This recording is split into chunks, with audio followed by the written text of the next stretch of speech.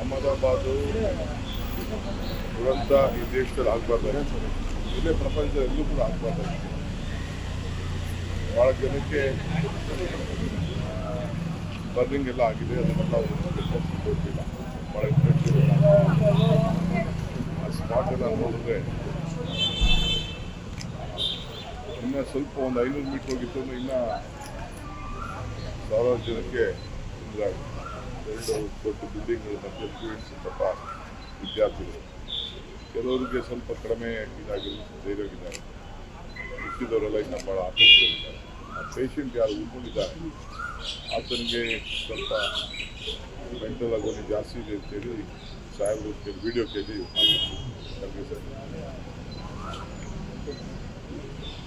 ಇಡೀ ಟೀಮೇ ಅಲ್ಲಿ ಬಂದಿತ್ತು. ಈಗ ನಾವು ಬ್ಲ್ಯಾಕ್ ಬಾಕ್ಸ್ಗೆ ವೇಟ್ ಮಾಡ್ತೇವೆ. ಆಮೇಲೆ ಬ್ಲ್ಯಾಕ್ ಬಾಕ್ಸ್ ಆದಮೇಲೆ ಇಡೀ ಪಕ್ಷ, ಕಾಂಗ್ರೆಸ್ ಪಕ್ಷ ಇದ್ರ ಬಗ್ಗೆ ಒಂದು ಶಾಂತನೆ ಹೇಳುವಂಥ ಕೆಲಸ ಮಾಡಬೇಕು. ಅನೇಕ ದೇಶಕ್ಕೆ ಬರ್ಬಾರ್ದು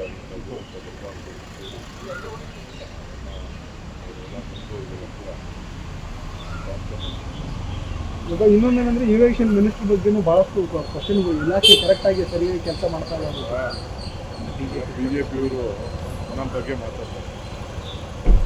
ಬಿಜೆಪಿಯವರು ಬಂದವ್ರಿಗೆ ಏನು ಹೇಳಕ್ಕೆ ನಾವು ಅವ್ರಿಗೆ ಬೇಕಾದಷ್ಟು ಹಳೆಯದೆಲ್ಲ ತಿರ್ಚಿ ಹೇಳ್ಬೋದು, ಇದೂ ಹೇಳ್ಬೋದು. ನಾವು BJP ಥರ ನಾವು ಐ ಡೋಂಟ್ ವಾಂಟ್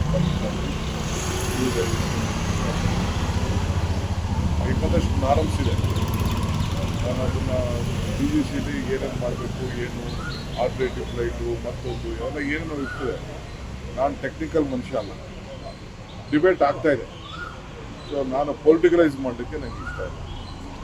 ಸತ್ತೋರ ಮೇಲೆ, ಎಣ್ದವ್ರ ಮೇಲೆ ಬರೀ ಫೈಂಡಿಂಗ್ ಫಾಲ್ಟ್ಸ್, ಅದು BJP ಡ್ಯೂಟಿ, BJP ದಳದವ್ರ ಡ್ಯೂಟಿ. ಈಗ ಮಾಡ್ತಾರಲ್ಲ, ಎಣದ ಮೇಲೆ ರಾಜಕಾರಣ ಮಾಡ್ತಾರಲ್ಲ, ಅವ್ರು ಅದು ಮಾಡ್ಕೊಳ್ಳಿ. ನಾನು I don't want to comment on the minister at this point. This is like serious concern of the nation. ಒಂದು ಆರೋಪವನ್ನ ಮಾಡಿದರೆ, ನಿಮ್ಮ ಸರ್ಕಾರ ಹಾಕುವಂತ ಟ್ಯಾಕ್ಸ್ ನೋಡಿದ್ರೆ ನನ್ನ ಸರ್ಕಾರ ಇದ್ರೆ ನಾನು ಗೃಹಲಕ್ಷ್ಮಿಯನ್ನ 5,000 ರೂಪಾಯಿ ಕೊಡ್ತಿದ್ದೆ ತಿಂಗಳಿಗೆ ಅಂತ. ಅಂದ್ರೆ ನಿಮ್ಮ ಟ್ಯಾಕ್ಸ್ ಅಷ್ಟರ ಮಟ್ಟಿಗೆ ಇದೆ ಅಂತ ಅವರು ಆರೋಪ ಮಾಡಿ. ಬಹಳ ಸಂತೋಷ, ಚೆನ್ನಾಗಿರ್ಲಿ, ಆರೋಗ್ಯಕರವಾಗಿರಲಿ.